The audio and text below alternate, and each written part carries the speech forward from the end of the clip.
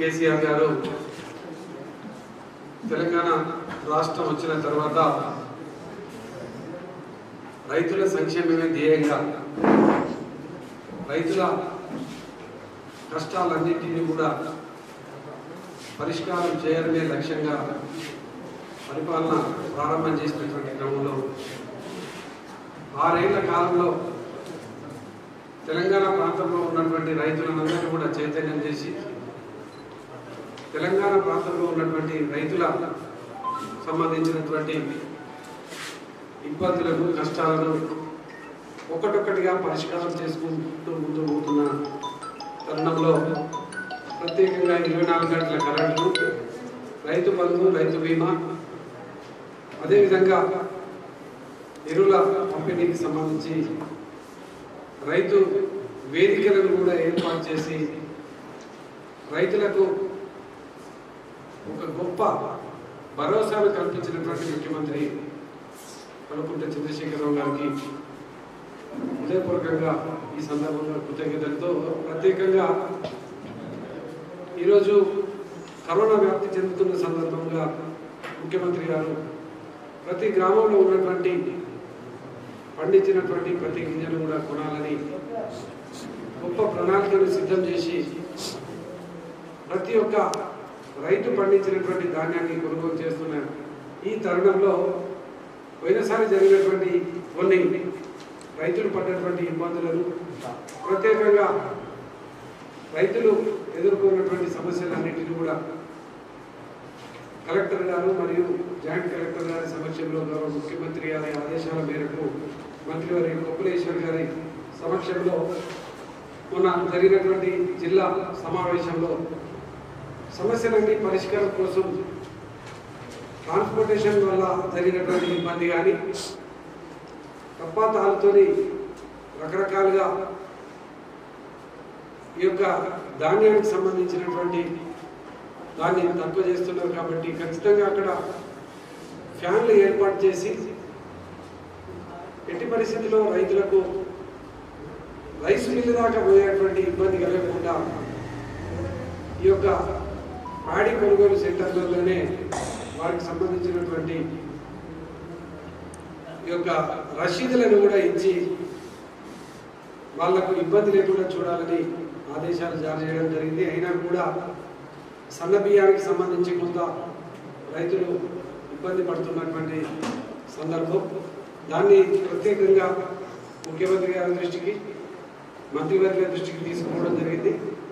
అతి త్వరలోనే వాటికి సంబంధించినటువంటి సమస్యలు కూడా పరిష్కారం చేసే దిశగా ఆలోచన జరుగుతుందని ఈ సందర్భంగా తెలియజేస్తా ఉన్నాం. ప్రత్యేకంగా మిషన్ భగీరథకు సంబంధించి గౌరవ ముఖ్యమంత్రి కేసీఆర్ గారి మానస పుత్రిక అయినటువంటి మిషన్ భగీరథ ప్రతి ఇంటికి నల్లా కనెక్షన్లు ఇవ్వడమే కాకుండా స్వచ్ఛమైనటువంటి నీరును అందించాలనేటువంటి లక్ష్యంతో ఈ యొక్క కార్యక్రమం నడుస్తున్నది. కాబట్టి గౌరవ సర్పంచులు, ఎంపీటీసీలు, వార్డు మెంబర్లు ప్రతి ఒక్కరు కూడా ఏ ఇంటికి అయితే నీళ్ళ కనెక్షన్ కానీ నల్ల కనెక్షన్ లేదో వాళ్ళకి ఏ విధంగా నీళ్ళు వస్తున్నాయో సంపూర్ణమైనటువంటి దీన్ని ఒక నివేదికతోని ఖచ్చితంగా అధికారులను మనము అడిగినట్టయితే ఆ సమస్య అంతా కూడా ఈ జనవరి లోపు పాలకుర్తి మండలంలో ఉన్నటువంటి ప్రతి ఒక్క ఇంటికి నల్ల కనెక్షన్ ఇవ్వడంతో పాటు కొన్ని దగ్గర వాటర్ ప్రాబ్లం ఉన్నది కాబట్టి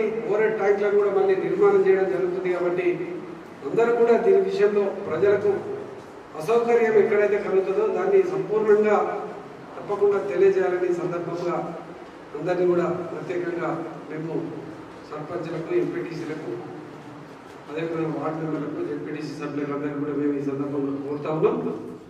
అదేవిధంగా ప్రస్తుతం కరోనా వ్యాప్తి చెందుతున్న సందర్భంగా గతంలో మనం చాలా ఏర్పాట్లను చేయడం జరిగింది. ఈరోజు కూడా మిత్రులు సర్పంచులు వాళ్ళు అభిప్రాయంగా ప్రతి గ్రామంలో నిర్వహిస్తే బాగుంటుందనేది వాళ్ళు ఆలోచన చేసినటువంటి సందర్భంలో పిహెచ్సికి సంబంధించినటువంటి మన సిబ్బంది ఉన్నారు. దీన్ని ఒక రోజు అవసరమైతే ఆ యొక్క గ్రామ పంచాయతీ సెంటర్లో పలానా రోజు మేము వస్తున్నాం, ఎవరైతే టెస్టులు చేయించుకోవాల్సిన వాళ్ళు ఎవరైనా కూడా వచ్చి తప్పకుండా గ్రామ పంచాయతీలో మీరు నమోదు చేసుకొని ఆ రోజు రావాలని మీరు డబ్బు చాటింపు చేసినట్టయితే ఈ యొక్క కరోనా కూడా మనము నివారించిన వాళ్ళం అవుతాం కాబట్టి దీని విషయంలో కూడా ఆరోగ్య సిబ్బంది అంతా కూడా దీని విషయంలో పర్టికులర్గా ఒక ప్రణాళికను తయారు చేసుకోవాలని సందర్భంగా నేను ప్రత్యేకంగా కోరుతా ఉన్నాను.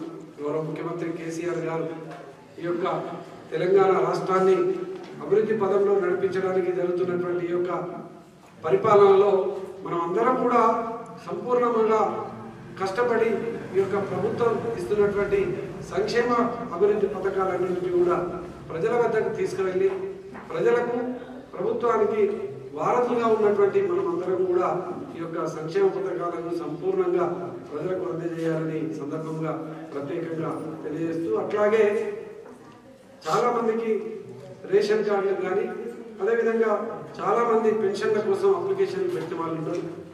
ప్రభుత్వం ఇప్పటికీ కొత్తగా పెన్షన్లు కానీ కొత్తగా రేషన్ కార్డులు కానీ మంజూరు చేసేటువంటి ప్రక్రియ ప్రారంభం చేయలేదు కాబట్టి మీ గ్రామాలలో ఉన్నటువంటి ప్రజలకు మీ గ్రామాలలో ఉన్నటువంటి ప్రజాప్రతినిధులు అందరూ కూడా ఈ యొక్క విషయాన్ని ప్రజలకు అందరికీ కూడా తెలియజెప్పాలి.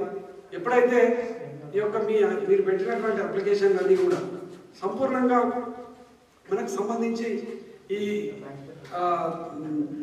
రేషన్ కార్డులు కానీ అదేవిధంగా పెన్షన్లు కానీ ప్రభుత్వం ఎప్పుడైతే విడుదల చేస్తుందో అప్పుడు అందరికి కూడా రావడానికి అవకాశం ఉంటుందనే విషయాన్ని అందరూ కూడా గమనించాలి.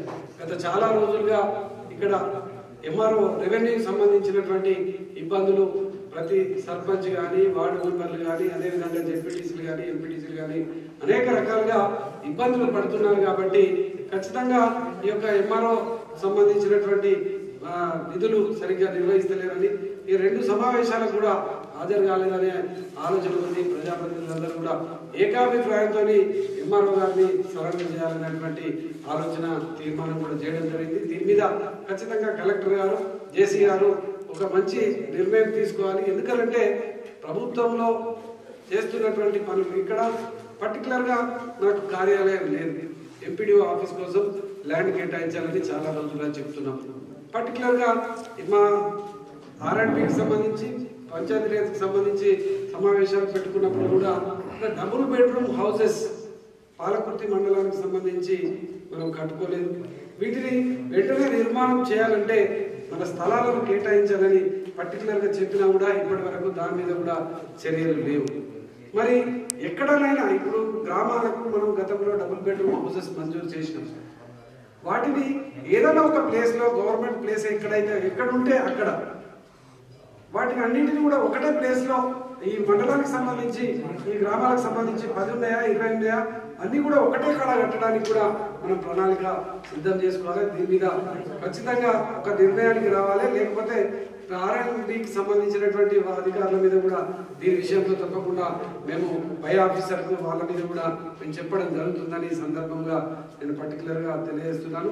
రెవెన్యూ సిబ్బంది అదేవిధంగా ఆర్ఎండ్బికి సంబంధించి సమన్వయంతో వచ్చే మీటింగ్లో ఖచ్చితంగా ఈ డబుల్ బెడ్రూమ్ హౌసెస్కి సంబంధించినటువంటిది సమగ్రమైనటువంటి నివేదికతోని ఎక్కడ కడుతున్నాం ఏంది అనేటువంటిది ఖచ్చితంగా మనము అనౌన్స్ చేయాలి. వాటిని ఖచ్చితంగా కాంట్రాక్టర్స్ కూడా అలర్ట్ చేయాలి. వెంటనే ఆ యొక్క పనులను కూడా ప్రారంభం చేయాలి అనేది కూడా సందర్భంగా మండల సర్వసభ్య సమావేశంలో ఏకగ్రీవంగా మేమందరం కూడా తీర్మానం చేస్తున్నాం. ఎందుకంటే వీటికి సంబంధించి ఇప్పటికే చాలా ఆలస్యమైంది. వీటిని వెంటనే చేయాల్సినటువంటి బాధ్యత మనందరి మీద ఉన్నది కాబట్టి ఇవి అయినట్టయితే మళ్ళీ ఒక దఫాలో మనకు డబుల్ బెడ్రూమ్ హౌసెస్ సీఎం గారు మంజూరు చేయడానికి అవకాశం ఉంటుంది. మంజూరు చేసినటువంటిదే ఇప్పటికీ ఫుల్ఫిల్ చేయలేదు. గతంలో ఉన్నటువంటి ప్రజాప్రతినిధులు నిర్లక్ష్యమా, ఈ యొక్క అధికారుల నిర్లక్ష్యమా, ఏం కారణాలు ఏమైనా కూడా అది కాలేదు. మళ్ళీ ఇప్పుడు కూడా అవి అట్లే పెండింగ్ అయిపోతే చాలా ఇబ్బంది ఉంది. ప్రజలకు డబుల్ బెడ్రూమ్ హౌసెస్ ఇవ్వాలని కేసీఆర్ గారు గొప్ప ఆలోచన చేసి ఈ యొక్క అమలు చేస్తున్నటువంటి ఈ వీటిని ఖచ్చితంగా అమలు చేయాల్సినటువంటి బాధ్యత మా మీద ఉన్నది. ప్రజాప్రతినిధిగా పనిచేయాల్సినటువంటి బాధ్యత అధికారుల మీద ఉన్నది కాబట్టి దీన్ని వచ్చే మీటింగ్లో తప్పకుండా చేయాలి. లేదంటే మాత్రం మీ అధికారుల మీద ఈ విషయంలో కూడా చర్యలు తీసుకోవాలని మేము పైకి ఖచ్చితంగా లేక రాయడం జరుగుతుందని కూడా ఈ సందర్భంగా అధికారులకు తెలియజేస్తూ ప్రత్యేకంగా ఈరోజు ఈ యొక్క సర్వసభ్య సమావేశంలో పాల్గొని అన్ని విషయాలు చర్చించి సమస్యల పరిష్కారం కోసం సర్పంచ్లు కానీ ఎంపీటీసీలు కానీ అదేవిధంగా మన అధికారులు కానీ అందరూ కూడా సమస్యలు చెప్పి ఆ సమస్యల పరిష్కారం కోసం ఒక గొప్ప చర్చ జరిగింది. తప్పకుండా రాబోయేటువంటి సమావేశంలో ఈరోజు జరిగినటువంటి సమావేశంలో జరిగినటువంటి మినిట్స్లో రాసుకున్నటువంటి సమస్యలన్నింటినీ కూడా పరిష్కారం చేయాలని కూడా అధికారులందరికీ కూడా నేను ఈ సందర్భంగా తెలియజేస్తూ ముగిస్తాను.